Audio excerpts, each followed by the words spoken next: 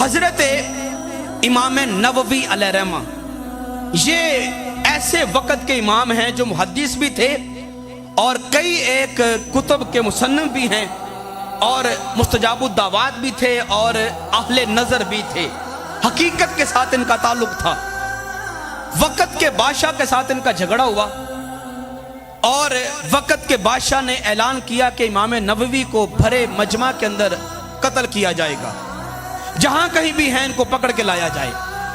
امام نووی علیہ الرحمہ کو سپاہی پکڑ کے لائے اور بھرے دربار میں بادشاہ کے سامنے پیش کر دیا. جب پیش کیا تو بادشاہ نے جلاد سے کہا، جلاد امام نووی کا سر ابھی قلم کر دو.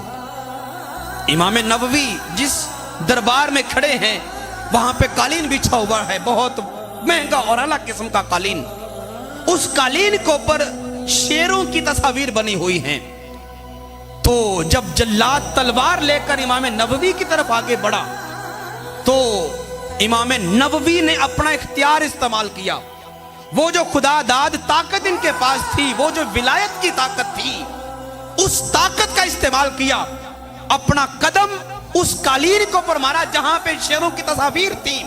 بس قدم لگنے کی دیر تھی، وہ جو تصاویر تھی وہ زندہ شیر ہو کے بادشاہ کی طرف دوڑنا شروع ہو گئے. بادشاہ بڑا حیران ہوا کہ یہ تو تصاویر تھیں، یہ تو بناوٹی شیر ہیں. قدم لگا کہ میرے ہی خلاف کھڑے ہو گئے. وقت کے لوگ جتنے بھی وہاں دربار میں کھڑے تھے سارے اچ کر اٹھے. امام نووی کی تعریف میں جملے بولنا شروع کر دیے. امام صاحب آپ کا کیا مقام ہے؟ آپ کو خالق نے کس مرتبے میں فائز فرمایا؟ ایک تصویر کے اوپر قدم مارا کہ زندہ شیر ہو کے کھڑا ہو گیا. آپ تو بڑے اللہ کے پہنچے ہوئے ولی ہیں. لیکن جو لوگ اس میدان کے تھے، جو حقیقت اور مجاز کے معنوں کو سمجھتے تھے، جو یہ سمجھتے تھے کہ رب ذوالجلال کا قرب کیسے حاصل کیا جاتا ہے، انہوں نے کہا امام نووی یہاں پہ آ کے تم نے گھاٹے کا سودا کر لیا. یہ تمہاری آزمائش تھی.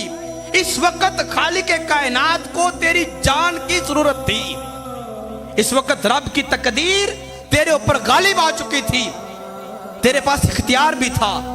اگر تو اختیار استعمال نہ کرتا اور اس تقدیر کو اپنے طرف بڑھنے دیتا، رب کا حکم مان کر اپنے آپ کو رب کے سپرد کر دیتا اور اپنی جان جان آفری کے سپرد کر دیتا، جس مقام پر پہلے فائز تھا، خالق کائنات تجھے اس مقام سے اٹھا کر ایک درجہ اور اوپر بڑھا دیتے. لیکن چونکہ تو نے اپنا اختیار استعمال کر لیا، اپنی ولایت کی طاقت کا استعمال کر لیا، تو جس مرتبے پہ تو پہلے فائز تھا اس مرتبے سے بھی ایک درجہ نیچے گر گیا. اس مرتبے